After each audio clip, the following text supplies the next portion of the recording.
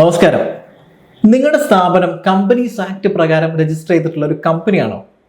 അങ്ങനെയാണെന്നുണ്ടെങ്കിൽ ഒരു സാമ്പത്തിക വർഷത്തിൽ നിങ്ങൾ ഷെയർ അലോട്ട് ചെയ്തതിൽ നിങ്ങൾക്ക് അപ്ലിക്കേഷൻ മണി ആയിട്ട് ഒരു വ്യക്തിയുടെ കയ്യിൽ നിന്ന് 10 ലക്ഷം രൂപ അല്ലെങ്കിൽ അതിലധികമോ നിങ്ങൾക്ക് ലഭിച്ചിട്ടുണ്ടെന്നുണ്ടെങ്കിൽ നിങ്ങൾ SFT ഫയൽ ചെയ്യണം, സ്റ്റേറ്റ്മെന്റ് ഓഫ് ഫിനാൻഷ്യൽ ട്രാൻസാക്ഷൻ.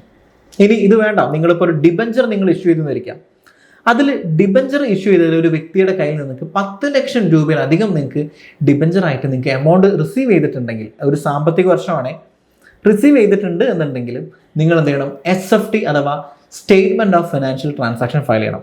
ഇനിയിപ്പം കമ്പനിയില്ല, നിങ്ങളിപ്പോൾ ഏത് സ്ഥാപനമാണെങ്കിലും നിങ്ങൾ 44AB, അതായത് ഇൻകം ടാക്സിലെ വകുപ്പാണ് 44AB പ്രകാരം നിങ്ങൾക്ക് ഓഡിറ്റിംഗ് അപ്ലിക്കബിൾ ആണെന്നുണ്ടെങ്കിൽ, നിങ്ങൾ ഒരു ഗുഡ്സ് നിങ്ങൾ സെയിൽ ചെയ്യുകയാണ് അല്ലെങ്കിൽ നിങ്ങളൊരു സർവീസ് നിങ്ങൾ കൊടുക്കുകയാണ്, അപ്പോൾ അതിൻ്റെ ഒരു എമൗണ്ട് നിങ്ങൾക്ക് റിസീവ് ചെയ്യുന്നത് 2 ലക്ഷം രൂപയിലധികം ക്യാഷ് ആയിട്ടാണ് എന്നുണ്ടെങ്കിൽ, അതായത് ഒരു വ്യക്തിയുടെ കയ്യിൽ നിന്ന് 2 ലക്ഷം രൂപയിലധികം നിങ്ങൾക്ക് ക്യാഷ് ആയിട്ട് റിസീവ് ചെയ്യുന്നുണ്ടെങ്കിൽ നിങ്ങൾ എന്ത് ചെയ്യണം? SFT ഫയൽ ചെയ്യേണ്ടതുണ്ട്.